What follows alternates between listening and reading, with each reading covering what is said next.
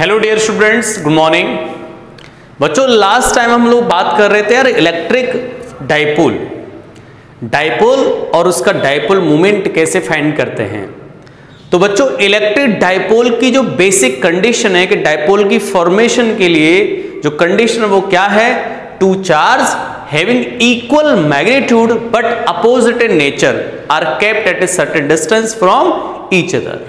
ठीक है, उस डिस्टेंस को स्टैंडर्ड डिस्टेंस 2a बोल दिया था। क्लियर। इसके बाद बेटा मैंने आपको बहुत सारी शॉर्ट ट्रिक्स समझाई इसका डाइपोल मोमेंट निकालने के लिए। मैं आपको कमिटमेंट कर रहा हूं, बहुत ही शानदार कंसेप्ट सिखाए थे।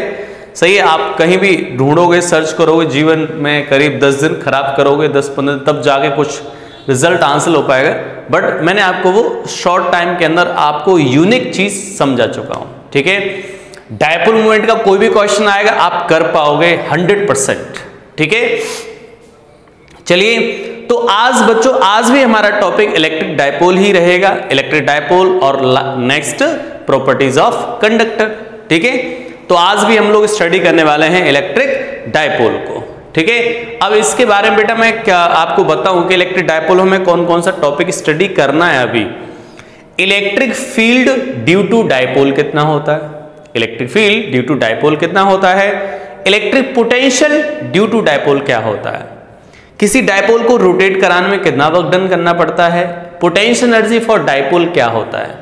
ये टॉपिक्स हमें अभी स्टडी करने हैं। और फिर लास्ट में आएगा dipole dipole interaction, dipole dipoles के बीच में कितना फोर्स लगता है। ठीक है, तो बच्चों अभी हम टॉपिक ले रहे हैं electric field due to dipole. Electric field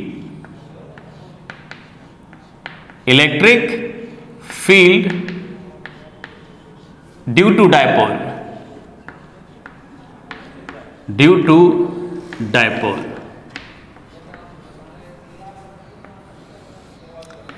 electric field due to dipole. Dipole की वजह से इलेक्ट्रिक फील्ड कितना होता है। इलेक्ट्रिक फील्ड बेटा हम सबसे पहले इलेक्ट्रिक फील्ड फाइंड करेंगे, देन पोटेंशियल फाइंड करेंगे।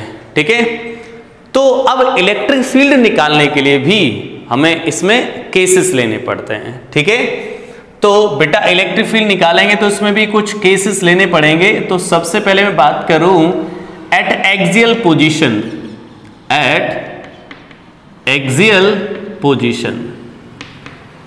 एक्सियल पोजीशन पर क्या आएगा इलेक्ट्रिक फील्ड, सबसे पहला पॉइंट। ठीक है, इसके बाद क्या है बेटा एट इक्वेटोरियल पोजीशन,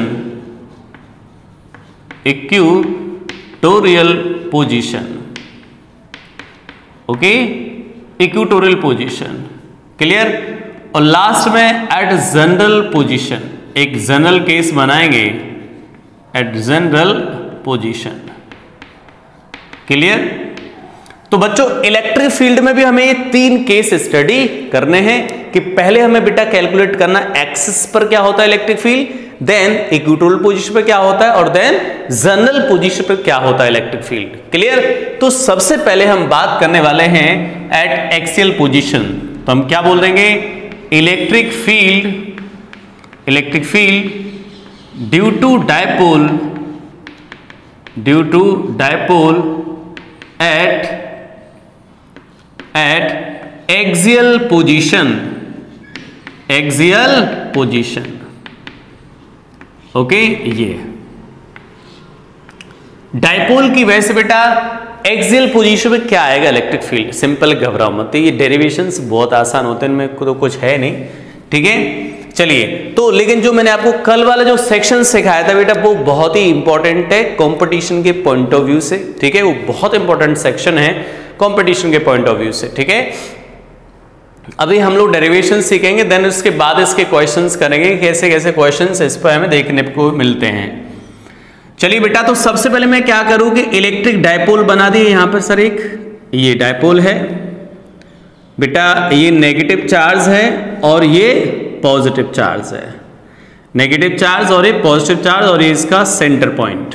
ठीक है, ये डिस्टेंस a होगी, then this distance also a, because यहां से यहां तक का डिस्टेंस कितना लेते हैं हम लोग 2a। एक्सियल पोजीशन का मतलब ये है बेटा, इसके सामने एक्सिस, ये कोई पॉइंट ले लिया, इस जगह पे हमें बताना है इलेक्ट्रिक फील्ड क्या आएगा, this point taken as P।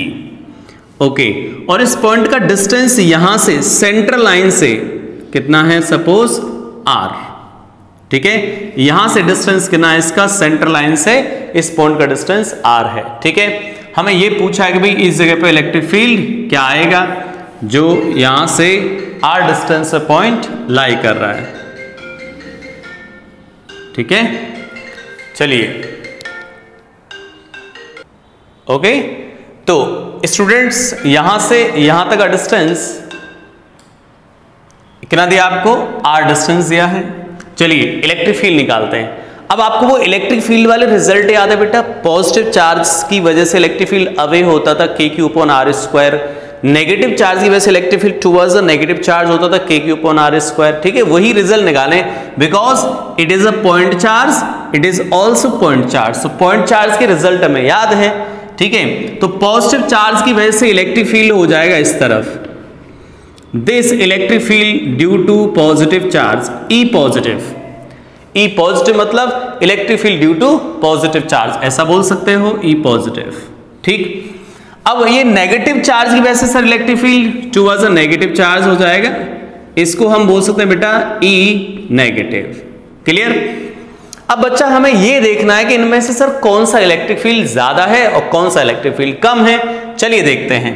तो पॉजिटिव चार्ज वाले के लिए डिस्टेंस क्या है सर, कम है, तो ये ज्यादा होगा, बिकॉज नेगेटिव चार्ज की डिस्टेंस देखना इस पॉइंट से कितनी है, यहां से लेकर यहां तक का डिस्टेंस, तो नेगेटिव चार्ज के लिए डिस्टेंस ज्यादा है और डिस्टेंस के साथ इलेक्ट्रिक फील्ड डिक्रीज होता है, तो डिस्टेंस ज्यादा मतलब इलेक्ट्रिक फील्ड कम हो गया।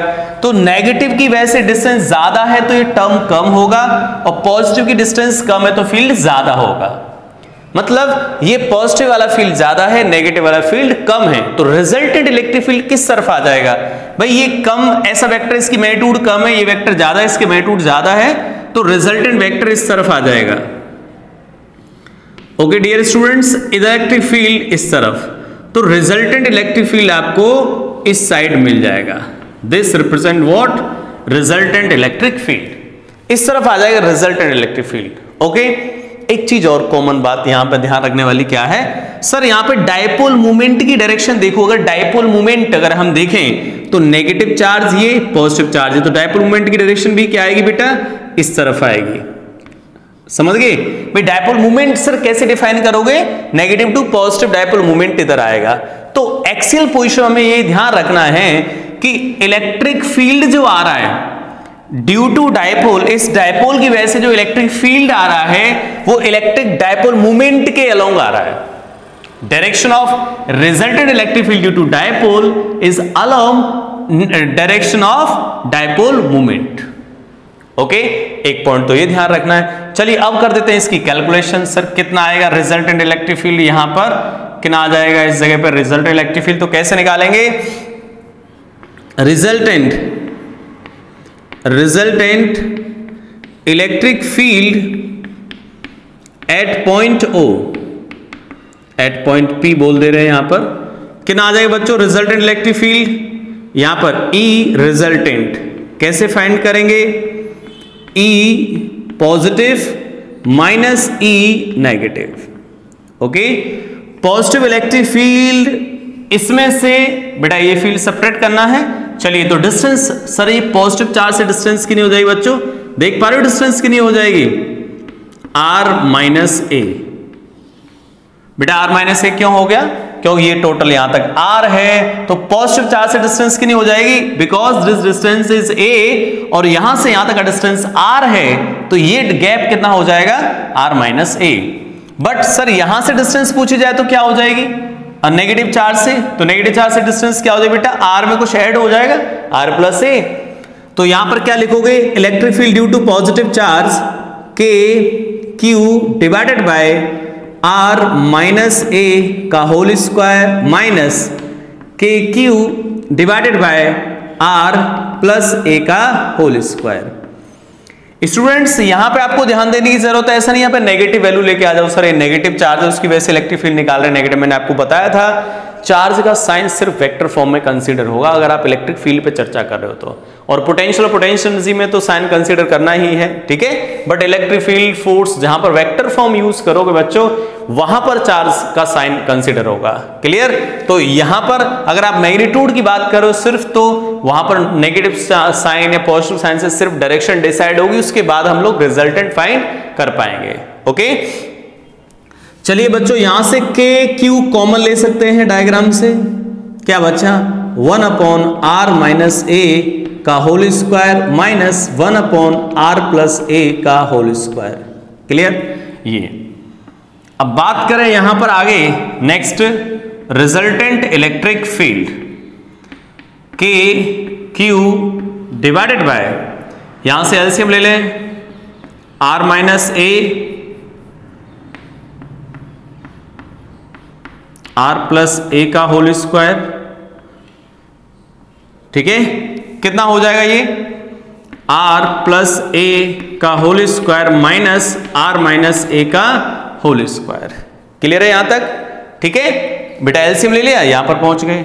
चलिए इसको ओपन कर दो। अब कैलकुलेशन है सिंपल, कोई कुछ खास बात नहीं है। ओपन कर दें, r square plus a square plus 2ar minus of, ये एक स्टेप में यहां पे खा रहा हूं, ठीक है, एक स्टेप इस जगह खा लेते हैं। क्या आ जाए बेटा? डायरेक्ट इसका स्क्वायर ओपन करो, नेगेटिव साइन को मल्टीप्लाई कर दो, R square minus a square plus 2ar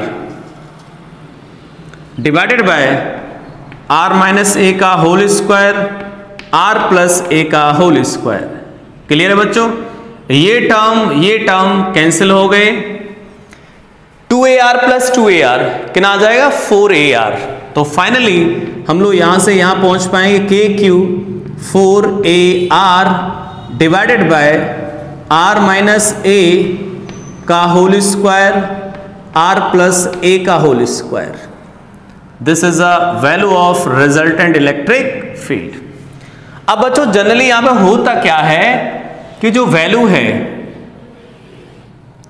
बेटा, हम ऐसा मान लेते हैं कि सर जो r डिस्टेंस है वो डायपोल की डिस्टेंस मतलब a के कंपेयर में बहुत ज्यादा है, तो उस केस में क्या आ जाता है? अजम्पशन क्या लेते हैं बेटा हम लोग? If r greater than a, then क्या कंसीडर कर सकते हैं?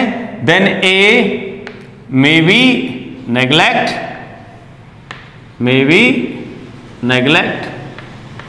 ठीक है, ए को हम निगलेक्ट कर सकते हैं बेटा, तो कितना आ गया? इलेक्ट्रिक फील्ड कितना हो जाएगा?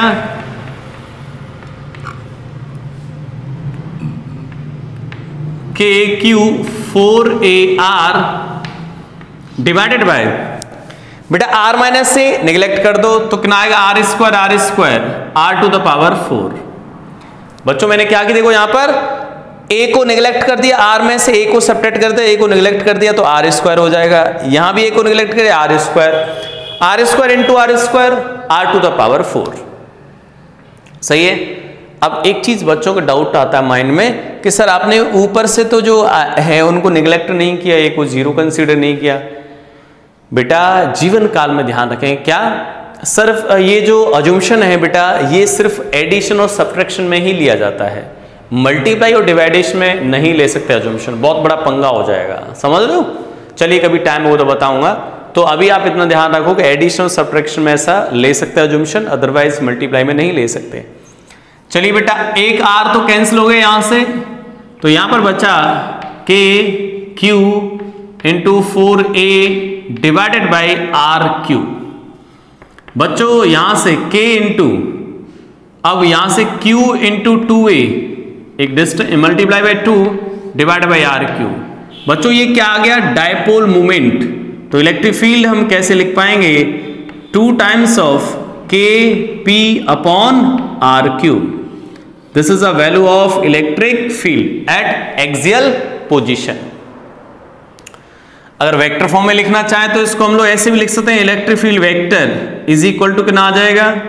2k और आर क्यूब पी वेक्टर, समझ रहे हो?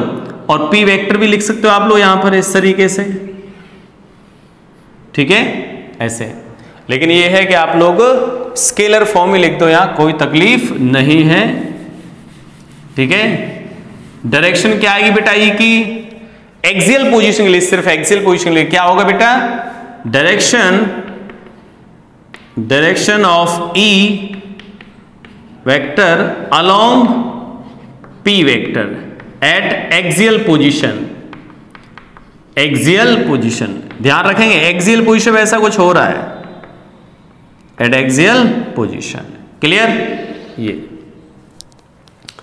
अब ये हमने बेटा इलेक्ट्रिक फील्ड निकाला है एक्सियल पोजीशन पर। अब हम लोग इलेक्ट्रिक फील्ड काउंट करेंगे कहां पर, इक्वेटोरियल पोजीशन पर। ठीक है, चलिए बात करते हैं इक्वेटोरियल पोजीशन की।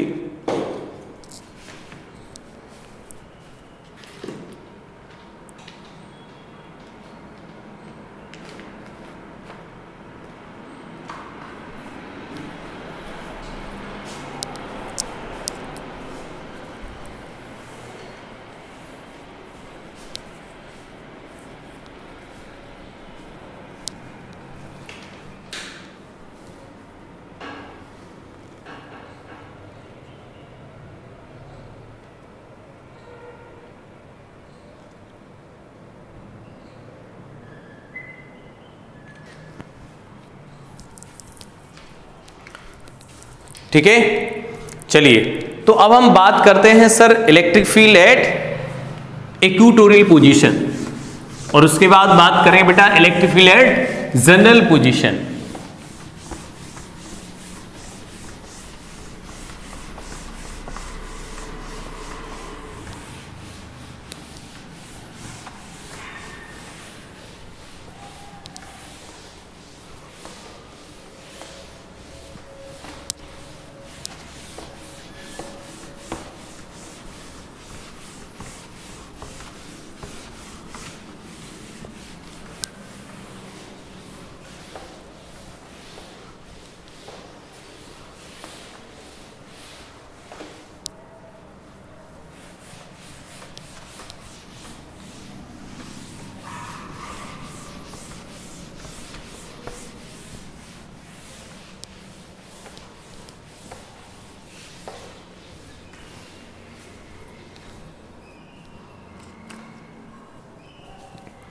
बात करते हैं बेटा नेक्स्ट।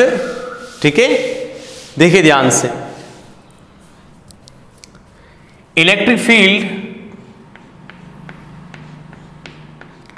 ड्यू टू डायपोल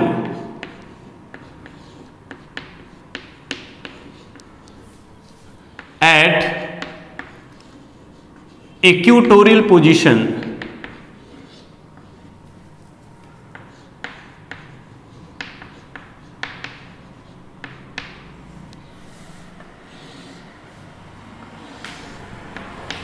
सही है। इक्वेटोरियल पोजीशन पे क्या आएगा सर, इलेक्ट्रिक फील्ड। सिंपल है बच्चों, क्या करो देखो, एक यहां नेगेटिव चार्ज, यहां बच्चों positive charge, centre line distance a, distance a. Equatorial position का मतलब बेटा इसके परपेंडिकुलर एंगल वाई सेक्टर पर, और यहां से डिस्टेंस है इसकी आर। इस पॉइंट पर हम इलेक्ट्रिक फील्ड जानना चाहते हैं क्या होगा। ठीक है, इस जगह पर क्या आएगा इलेक्ट्रिक फील्ड, इसके लिए हम लोग कैसे फाइंड करेंगे। ये पॉइंट P हो गया बेटा, तो क्या करो भाई सर, पॉजिटिव चार्ज की वजह से, ये तो नेगेटिव चार्ज है, नेगेटिव चार्ज की वजह से इलेक्ट्रिक फील्ड इस तरफ आ जाएगा, E due to negative charge. यहां पर बात करें तो electric field due to positive charge, E positive. ठीक है, ये इसकी वजह से इलेक्ट्रिक फील्ड अवे हो जाएगा, समझ रहे बेटा। ये बेटा पॉजिटिव की वजह से अवे और नेगेटिव की वजह से इसी तरफ आ जाएगा, नेगेटिव चार्ज की तरफ। क्लियर? अब बात करें सर यहां पर रिजल्टेंट इलेक्ट्रिक फील्ड किस साइड आएगा, देखते हैं ध्यान से बच्चों। अगर ये एंगल अल्फा है सपोज, तो ये भी एंगल अल्फा ही होगा, सही है। अब ये एंगल अल्फा है, या फिर ऐसा समझ लो इस एंगल को छोड़ दो, इस एंगल को ले लेते हैं, दिस अल्फा तो दिस ऑल्सो अल्फा। क्यों भाई, अल्टरनेट एंगल से, ये लाइन पैरेलल लाइन। ठीक है सर, ये एंगल अल्फा है तो ये भी तो अल्फा होगा, फिर ये अल्फा होगा तो अल्टरनेट से ये भी अल्फा होगा, सामने भी अल्फा हो जाएगा। ठीक है, अब इलेक्ट्रिक फील्ड को बेटा कंपोनेंट्स में डिवाइड कर दो। अच्छा एक चीज और, क्या सर ये दोनों इलेक्ट्रिक फील्ड के मैग्नीट्यूड सेम आएंगे? बिल्कुल सेम आएंगे। क्यों बच्चों? क्यों देखो ये भी Q की वजह से इलेक्ट्रिक फील्ड है, ये भी Q की वजह से इलेक्ट्रिक फील्ड है। जितना डिस्टेंस पे ये इलेक्ट्रिक फील्ड है उसी डिस्टेंस पे ये इलेक्ट्रिक फील्ड है, तो ये वैल्यू और ये वैल्यू दोनों कैसे आने वाली है? सेम आने वाली है। क्लियर? चलिए तो ये हो गया इस तरफ, इसको डिवाइड कर दो बेटा। तो इधर हम लोग डिवाइड करें तो क्या आ जाएगा? E नेगेटिव कॉस अल्फा और इस तरफ E negative sine alpha. E positive की बात करें तो ये E पॉजिटिव कॉस अल्फा और E पॉजिटिव साइन अल्फा। सही है? अब बच्चों एक चीज सोचो, ये दोनों तो आपस में एक दूसरे को मार देंगे। क्यों मर मिटेंगे सर? क्योंकि दोनों की वैल्यू कैसी है? इक्वल एंड अपोजिट है दोनों, तो कैंसिल हो गए। समझ लो, एक दूसरे के इंपैक्ट को कैंसिल कर दिया। तो रिजल्टेंट इलेक्ट्रिक फील्ड किस तरफ आ गया? इस तरफ। This is a resultant electric field, इसके अलावा। सही है? यहां पे डायपोल मूवमेंट किधर आएगा sir? Negative to positive. Dipole movement इस तरफ, इलेक्ट्रिक फील्ड ऐसे। यानी कि इलेक्ट्रिक फील्ड कैसा है बेटा? डायपोल मूवमेंट के अपोजिट डायरेक्शन में। अभी जो हम लोग स्टडी कर रहे थे, अभी जो एक्सियल वाला केस है वहां पर क्या था? Electric field along the dipole movement, but यहां पे कैसा है? Opposite to the dipole movement. Clear? तो रिजल्टेंट इलेक्ट्रिक फील्ड बच्चों कितना आ जाएगा यहां पर? सर रिजल्टेंट इलेक्ट्रिक फील्ड आएगा, दोनों की वैल्यू सेम है, E negative cos alpha plus E positive cos alpha. Clear? ये अब ये दोनों वैल्यू तो सेम है बेटा, एक किसी एक में कन्वर्ट कर लो तो 2 टाइम्स कर दो तो एक ही वैल्यू पुटअप कर दो। इसकी वजह से इलेक्ट्रिक फील्ड कितना आएगा बेटा? यहां पर कैसे लिखोगे? K Q अपॉन ये डिस्टेंस का स्क्वायर। डिस्टेंस कितनी हो जाएगी बेटा? ये A है, ये R है, तो डिस्टेंस कितनी हो जाएगी? R square plus A square. अब इस पर रूट आएगा बट स्क्वायर करने से वो कैंसिल हो जाएगा। Into cos alpha. Cos alpha कितना आ जाएगा?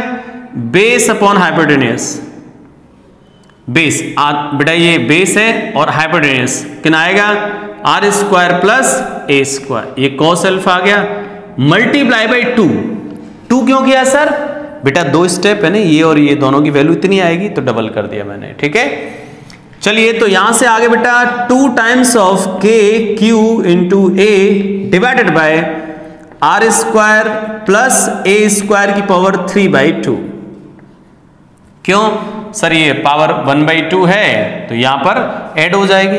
ठीक है, तो रिजल्टेंट इलेक्ट्रिक फील्ड कितना आने वाला है? यहां पर रिजल्टेंट इलेक्ट्रिक फील्ड आ जाएगा बच्चों कितना? E r is equal to बच्चों के क्यू इंटू 2a और divided by r square plus a square की पावर 3/2। बच्चों ये तो डायपोल मोमेंट लिखा हुआ है और अजम्पशन ले लें हम लोग यहां पर कि r greater than a, then क्या होगा?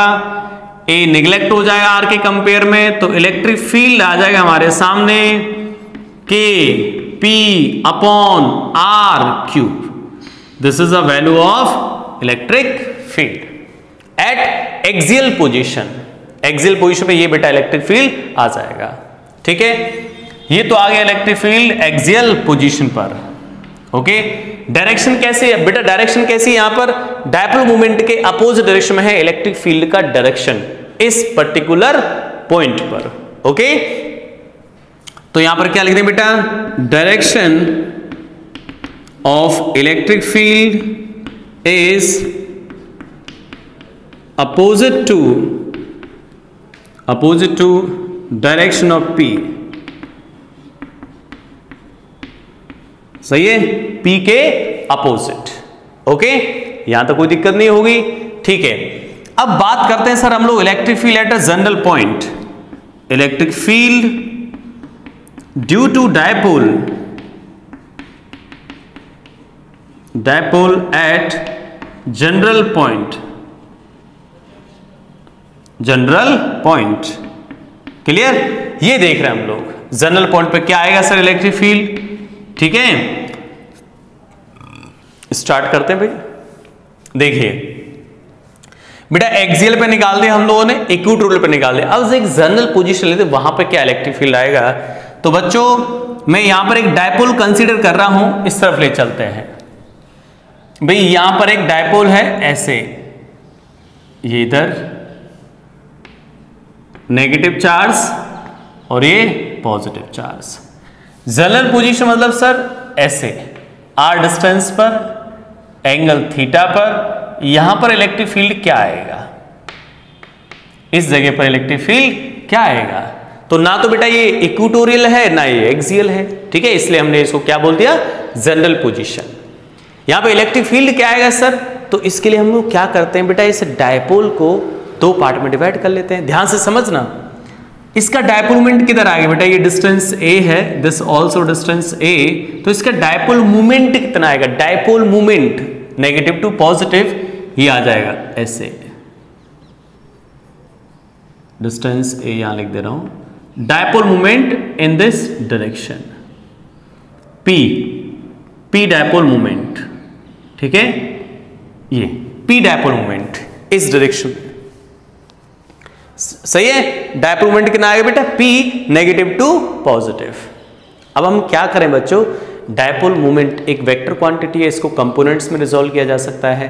अब एक चीज और ध्यान रखो बेटा, डायपोल मोमेंट जैसे इस डायरेक्शन में आ रहा, तो इसका ये मतलब है दिमाग के अंदर कि इधर नेगेटिव चार्ज और इधर पॉजिटिव चार्ज, देखो ये नेगेटिव और ये पॉजिटिव, यानी कि टेल जो होता है वो नेगेटिव को इंडिकेशन दे रहा होता है और हेड जो है पॉजिटिव चार्ज को शो कर रहा होता है। क्लियर। तो dipole moment is a vector quantity, therefore we can resolve it in components. तो टू कंपोनेंट्स में रिजॉल्व कर देते बेटा, एक कंपोनेंट कैसे और सेकंड कंपोनेंट किस तरीके से ले सकते हैं। तो 11th क्लास में हम बात कर रहे थे सर डायपोल के कंपोनेंट्स लें, तो एक कंपोनेंट आएगा इस तरफ, एक कंपोनेंट तो आ जाएगा इसके अलोंग ऐसे, सही है, एक कंपोनेंट तो हो गया इधर, जिस कंपोनेंट को नाम देते हैं हम लोग p cos थीटा, और एक कंपोनेंट आ गया बेटा इस तरफ, ये क्या बोल रहे हैं इसको, p sin थीटा। समझ लो क्या किया बेटा मैंने, ये वेक्टर था इधर p cos थीटा और इधर p sin थीटा। अगर आपको 11th में याद हो तो जिस एक्सिस से बेटा एंगल बनता है, जिस एक्सिस से एंगल बनता है उस पर cos लेते हैं, तो क्वांटिटी ये है जिसको रिजॉल्व करना बेटा, तो ये एंगल बना रही है इस एक्सिस से थीटा, तो इस एक्सिस पे क्या आएगा, p cos थीटा और इस पर p sin थीटा। अब हमने बच्चों क्या किया, एक डायपोल को दो पार्ट में डिवाइड कर रखा है, डायपोल एक ही था बट उसको दो पार्ट में डिवाइड कर दिया, समझ गए, एक डायपोल ये और एक डायपोल ये, दो पार्ट में डिवाइड कर दिया, ठीक है। अब जैसे मैंने आपको बताया कि डायपोल का ये वाला जो पार्ट है ये नेगेटिव चार्ज को शो कर रहा होता है, ये पॉजिटिव चार्ज को शो कर रहा होता है। तो ये जो पॉइंट P है, जिस पॉइंट पे हम इलेक्ट्रिक फील्ड फाइंड करना चाह रहे हैं, वो पॉइंट P इस डायपोल के एक्सिस पर है। ये पॉइंट P डायपोल के कहां पर है, एक्सिस पर, और एक्सिस पे याद है इलेक्ट्रिक फील्ड की डायरेक्शन क्या होती थी, डायपोल मोमेंट के डायरेक्शन में, यानी कि जिधर डायपोल मोमेंट है उसी तरफ इलेक्ट्रिक फील्ड भी आ जाएगा। This is a electric field इधर अलोंग द एक्सियल पॉइंट, ऐसे बेटा देखो, ऐसा सोचो बच्चों, सब कुछ भूल जाओ, एक डायपोल ऐसे रखा है, इसके सामने एक्सिस पे तो पॉइंट है बेटा ये p cos इधर, सामने एक्सिस पर ये पॉइंट, तो एक्सिस पे इलेक्ट्रिक फील्ड किधर आता था, जिधर डायपोल मूवमेंट है उसी तरफ इलेक्ट्रिक फील्ड आता था। तो डायपोल मूवमेंट इस तरफ, तो इलेक्ट्रिक फील्ड भी इसी तरफ आ जाएगा, ठीक है, इस डायपोल की वजह से आ गया। अब बात करें सर इस डायपोल के कहां पर है पॉइंट, तो बेटा इस डायपोल की कहां पर देखना, इक्वेटोरियल पोजीशन पर।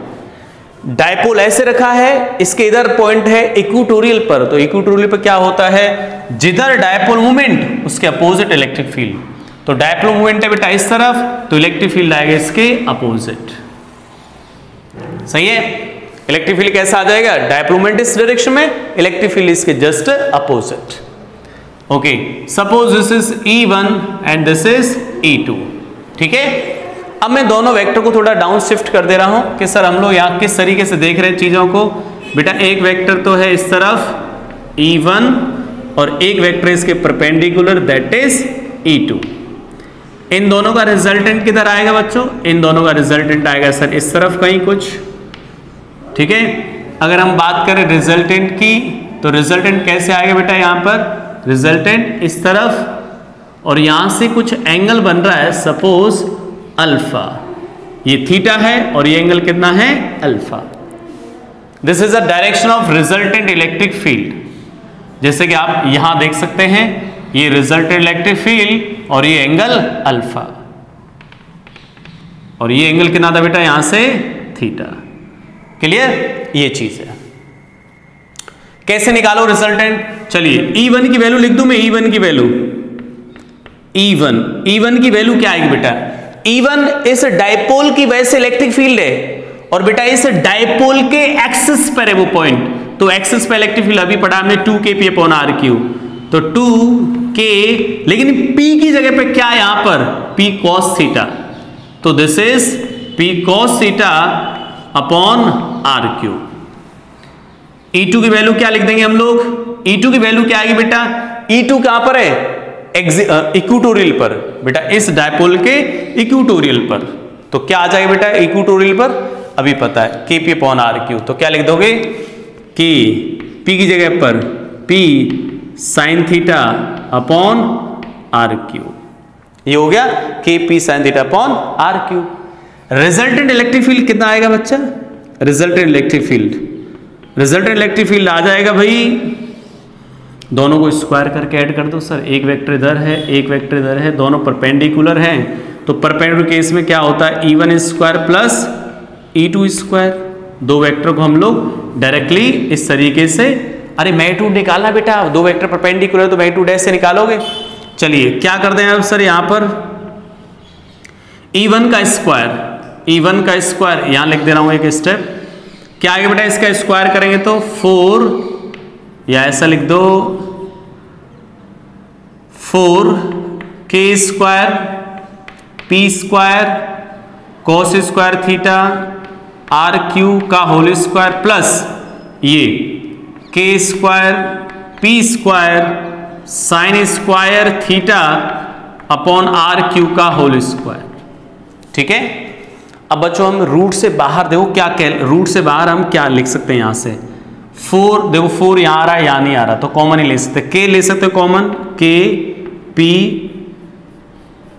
बेटा कितना कॉमन ले सकते हो यहां से, k p/r³ कॉमन आ सकता है, k p/r³ कॉमन आ गया, क्या बचा 4 cos square theta plus sine square theta. बेटा k p/r³ यहां पर हम लोग इसको ऐसे लिख दें, 4 की जगह पर 3 cos square theta plus cos square theta plus sine square theta लिख दो, ये तो 1 हो जाएगा आइडेंटिटी से, तो बेटा 1 + 3 cos स्क्वायर थीटा, तो इलेक्ट्रिक फील्ड कितना आने वाला है यहां पर, kp/r³ 1 + 3 cos square theta. This is a value of electric field at a general point. ठीक है, ये जनरल पॉइंट पे आ गए बेटा इलेक्ट्रिक फील्ड। ओके, अगर हमें सर यहां से अगर हम लोग कुछ स्पेशल देखें इसके अंदर कि सर अगर हमें इसी रिजल्ट को वेरीफाई करना हो, तो एक्सियल पोजीशन वाला रिजल्ट याद है बेटा, एक्सियल पोजीशन में क्या आता था 2kp/r³, तो एक्सियल पोजीशन कैसे बनाओगे बच्चों इसको, जब थीटा की वैल्यू क्या आ जाएगी 0 डिग्री। ठीक है, एक बार इसकी डायरेक्शन और बना दे तो बेटा डायरेक्शन क्या आएगी इलेक्ट्रिक फील्ड की, डायरेक्शन ऑफ इलेक्ट्रिक फील्ड, अच्छे से समझना डायरेक्शन ऑफ इलेक्ट्रिक फील्ड को। ठीक है, तो पहले बेटा मैं ये एंगल निकाल देता हूं, ये एंगल क्या आएगा sir, tan alpha = this vector divided by this vector. बच्चों ध्यान से सुनो, tan अल्फा कैसे निकालोगे, tan alpha this side upon this side, तो यहां से tan अल्फा कितना आ गया, ये perpendicular kp sin θ/r³ divided by कितना 2kp cos θ divided by r³। बच्चों r³ कैंसिल, तो फाइनली हमारे पास यहां से tan अल्फा की वैल्यू कितनी आ चुकी है, tan θ डिवाइडेड बाय 2। अल्फा कितना आ जाएगा बेटा, tan इनवर्स को इधर ले जाओगे। ठीक है, समझ लो बेटा, अल्फा निकाला हो तो tan इनवर्स में लिख दोगे। अब फाइनली हमारे पास जो डायरेक्शन आ गई बेटा, रिजल्टेंट इलेक्ट्रिक फील्ड देखा जाए, सर रिजल्टेंट इलेक्ट्रिक फील्ड ने हॉरिजॉन्टल के साथ कितना एंगल बना रखा, अच्छे से समझो बेटा। देखो ऑलरेडी ये एंगल कितना बेटा, यहां से ये एंगल कितना, थीटा, हॉरिजॉन्टल के साथ इस लाइन ने बना रखा थीटा, फिर एल और बना रखा अल्फा, तो टोटल कितना एंगल बना रखा है रिजल्टेंट इलेक्ट्रिक फील्ड ने हॉरिजॉन्टल के साथ, देखो थीटा तो ये ऑलरेडी है बेटा, अल्फा और है, तो कितना एंगल आ गया, angle made by resultant vector with horizontal direction, कितना आ जाए बेटा, angle made by resultant electric field with horizontal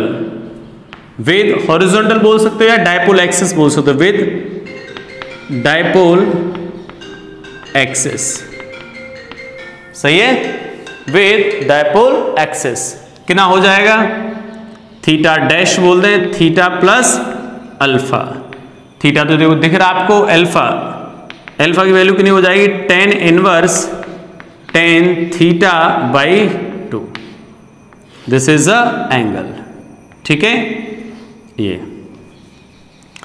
eight axial position के लिए बेटा थीटा कितना आ जाएगा, 0 डिग्री, देखो एक्सियल पोजीशन का मतलब सामने, थीटा 0 हो जाएगा, 0 पुट अप कर दो, तो 0 पुट अप करें कितना आएगा, cos square 0 is equal to 1, तो 1 तो 3 है, ये 3 प्लस 1 4 हो जाएगा, 4 का रूट कितना आएगा 2, तो क्या आंसर आ गया बेटा 2 kp upon r cube, electric field axial position 2 kp upon r cube, आपको पता ये रिजल्ट आता था, ठीक है, ये रिजल्ट आता था भाई, ओके डियर स्टूडेंट्स, तो एक्सियल पोजीशन पे आएगा 2 kp अपॉन आर क्यूब। अगर हम बात करें इक्वेटोरियल पर, एट इक्वेटोरियल थीटा कितना आ जाएगा 90 डिग्री, इक्वेटोरियल पर मतलब थीटा 90 डिग्री, तो थीटा 90 बेटा cos 90 0 हो गया, तो फाइनली रिजल्ट क्या आ गया, तो इक्वेटोरियल पे आपको याद होगा तो kp अपॉन आर क्यूब, वही रिजल्ट आ रहा है ये, तो this is the electric field eight general position, ठीक है। चलिए बच्चों, तो आज जो है हम लोग इतना ही करेंगे, electric field due to dipole हमने स्टडी किया है, कल हम लोग डायपोल वाला टॉपिक कवर करेंगे, कंप्लीट टॉपिक, मतलब potential work done, potential energy, सारे टॉपिक कवर करेंगे, ठीक है। चलिए बेटा, पहले हमने डायपोल की वजह से एक्सियल पोजीशन में इलेक्ट्रिक फील्ड निकाला, इतना आ गया, फिर electric field at a general point calculate किया, इतना इलेक्ट्रिक फील्ड आ गया, थोड़ा अच्छे से रीड कर लेना है इसको, मैंने यहाँ पे डायपोल को 2 पार्ट में डिवाइड कर लिया था, p cos theta and p sine theta, p cos theta के बेटा एक्सिस पर है पॉइंट, इसलिए electric field E1 along the axis, इसके इक्वेटोरियल पर है तो opposite to the dipole moment E2, value put up कर दी दोनों के, रिजल्टेंट निकाल दिया, ठीक है। Okay students, thank you for watching.